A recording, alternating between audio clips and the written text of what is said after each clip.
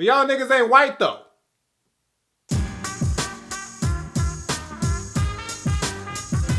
What's going on, everybody? It's the Granddad Woolly, and you are here again for another edition of Woolly Reviews Hip Hop Data. Today we got an album review today. We'll be talking about a brand new album from two niggas in the game that's been around for a hot while, but they done came together like Voltron and made some new shit, so I had to holler at it because it looked promising. Talking about the new album from White Boiz entitled Neighborhood Wonderful. Now, White Boiz is the collaborative effort between strong arm steady MC Krondon and Sa producer Shafiq Husayn. They got together back around 2011. They got real cool, started talking about a whole bunch of shit, and then some shit in between that turned into music, and then boom, we got a fucking album 4 years later, and that's what Neighborhood Wonderful is. Now, for those who aren't familiar with the artists involved, let me give you a quick rundown. Krondon is a member of Strong Arm Steady, a collective out of the West Coast. He's also got affiliations with people like Exhibit, Talib Kweli, Madlib, whole bunch of motherfuckers respect him. His pen game is strong, and he has some of the best hooks in the game. I don't give a fuck what you say.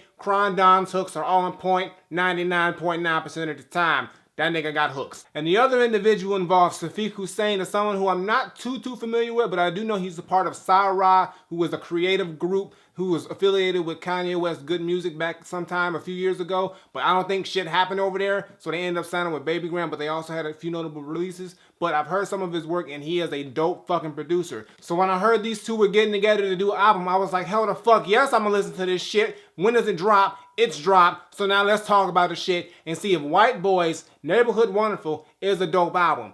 But I just don't know why y'all calling yourselves White Boiz. I think I do know why. It's some introspective deep shit, but that's bold. Let's talk about the shit. Now, when it comes to the production on this album, it is all handled by Shafiq Husayn, who, like I said, is a dope fucking producer. He brings a real soulful, laid back, funky, like blaxploitation, fucking old school type vibe to his beats. It's real dope. He does lean along the lines of a Dilla or a Madlib, the way that his style is. He's got that real alternative, just real traditional hip hop sound, but he also just experiments with a lot of different things as well. And on this album, it's no different. You hear a lot of different instruments on here, a lot of heavy bass, a lot of nice funky bass lines on here as well. And I gotta say, I was impressed as shit. I was like, yo, Shafiq, let me get a beat real quick. Like, for real, I got bars, nigga. I'm just saying, like, I heard what you can do. I mean, if you want to hear what I can do, we can do some things. I know you worrying about the White Boy shit, but after that, hit me with a beat, because you got fire, nigga. I'm not even gonna lie. I'm listening for more of your shit, because you was dope. Now, when it comes to Krondon on this album, he has got his lyrical pen on another level. Now, Krondon's always been a dope MC, and like I always said, he's got some of the best hooks ever. But this is the sense where we get to actually see him in a full-length solo setting. Well, this is my first time. I don't know if I've never heard any like solo Krondon projects, anything he's done before. This is my first crack at a solo Krondon project outside of Strong Arm Steady. So me hearing him by himself without Phil the Agony or Mitchie Slick or any of his other real affiliates, it's really refreshing, but it's also very, you know, unfamiliar for me. But I did enjoy hearing him take the reins and really just come into his own as an artist, and Krondon is killing it on this album. He's hitting different subject matters about just being in the neighborhood or certain hoods and just how he sees things or the stories that he's ingested. He goes from everything from gang life to drug culture to relationships to just family and everything in between, and he just pretty much gives you that perspective of the negative side as well as the positive side,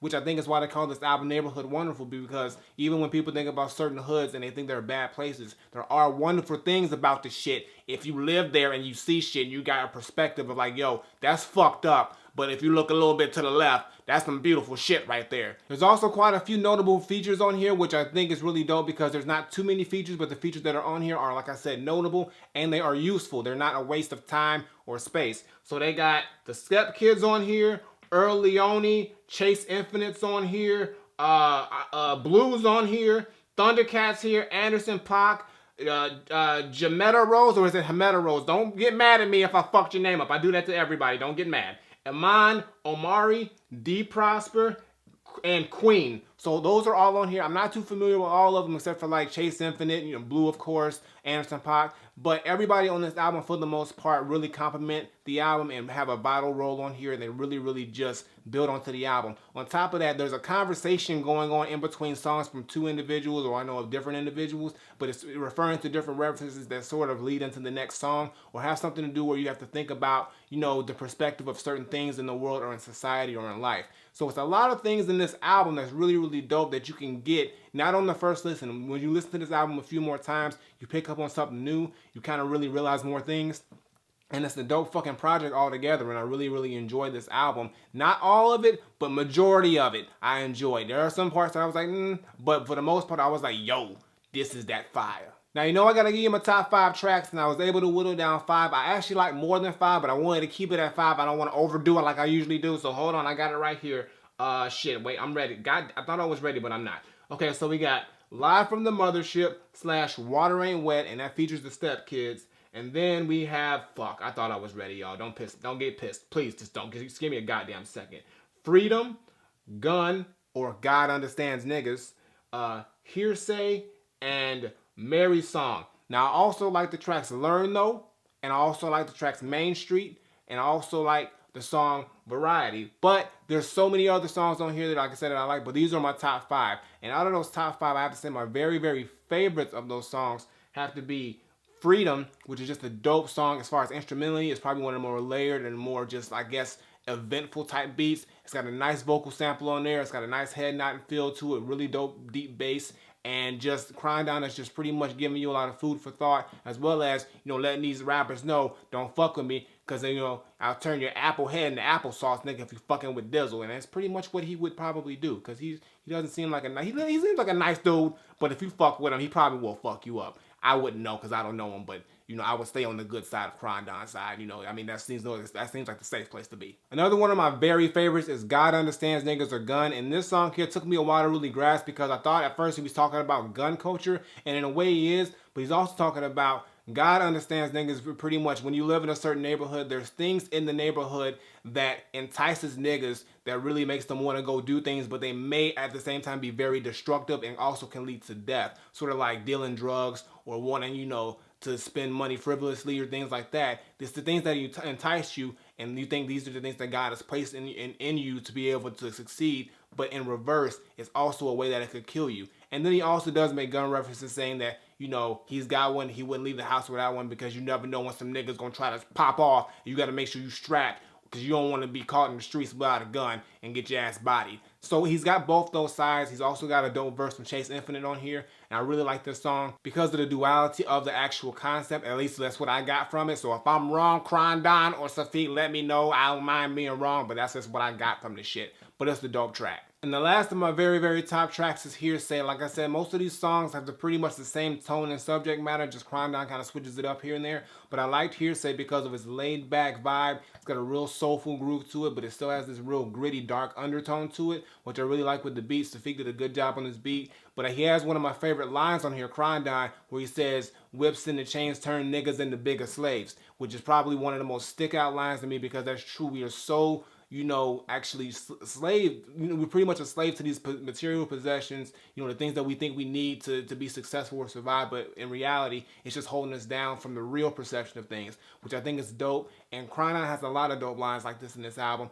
and this album, for the most part, is really, really, really good. I like the concept, I like the style of it, I like the sound of it, I like the vibe and the intention of it. Like I said, there are some songs here that I really would pass, especially the last 3 on this album. I wish the songs would have been a little bit better. I wish the album would have closed a little bit stronger, but the first half of this album, I would say the first 8 tracks are fucking stellar. And the remaining tracks there are also very solid. It's just those last 3 tracks that I really couldn't care too much for. But overall, this album is really, really good, and there's a lot more positives than negatives on here. And I gotta say that I really am impressed with what Krondon and Shafiq put together. And I'm a White Boiz fan now. You dudes got a fan. Like, let me be the next white boy in the group. None of us are white, so it's cool. I can get in, right? I got a white shirt. I'm already halfway there, nigga, because let me in. I can rap and I got a white shirt. There, I'm done. That's it. We in, right? Right? No? Fuck it. So my final verdict, I'm not saying that White Boiz Neighborhood Wonderful is a super dope, well-produced, well-messaged album with a lot of cool things. Some things here and there that don't pass for me, but not that bad. All I'm saying is that Krondon kills it. Lyrically, he's dope. Got good hooks as always. His subject matter is on point. He's hitting a lot of valid points and a lot of things that most people wouldn't want to talk about. He's talking about all those things while still giving you just some dope bars and still being him. Shafiq Husayn has a lot of great production on here. I'm very impressed with what he's done, and I like what he brought to the table with this album, and he gave Krondon the perfect canvas to really express his thoughts and everything like that. And I think them coming together was a great idea. Stone's Throw, you know, you guys put out another hot album. Y'all are on a roll with these albums. I don't know what the hell. Keep it up over there. Keep it fucking up. I'm just all I gotta say. Don't keep fucking. You're not fucking up, but keep it fucking. You know what I'm fucking saying, Stone's Throw. But all I gotta say is, for me, White Boiz, Neighborhood Wonderful is 100% Granddad approved. Definitely go check it out. It's out right now. Definitely go check it out, especially if you're a fan of Krondon or Shafiq Husayn. And if you've never heard of either of them, this is a good album to get into them with. And I really got nothing more to say. So, White Boiz, Neighborhood Wonderful is Granddad approved. Let me get a beat, Shafiq, and let me get a hook, Krondon. I just need that for Christmas is coming up. Bless me with that, and we gonna be fucking good. That's all I gotta say. Flip it. Alright guys, gonna do it for today's video. Make sure you give me a thumbs up and drop a comment. Tell me what you think of White Boiz, Neighborhood Wonderful if you've heard it. If you haven't heard it, like I said, you can go check it out right now. It's a dope album. I like it. Not everything, but I would say 80% of the shit, minimum, 80 to 90% fucking fire. And hey, if y'all really want to get me on the track, like, I'm available. I really am available. But fuck it. Previous videos on the side as well as my music video. Check those out. Show them some love. And as always, Twitter, Facebook, SoundCloud, Instagram. Links in the description below. And subscribe. Button on the screen. Button below. Woolly Reviews. Twice a week. Gaming channel. Check that out. And I ain't got nothing more to say. So until next time I take my leave, Granddad, White Boiz, Neighborhood Wonderful. Y'all niggas ain't white. I know why y'all said it, but why? Bold, nigga. It's just bold. I'm out of here.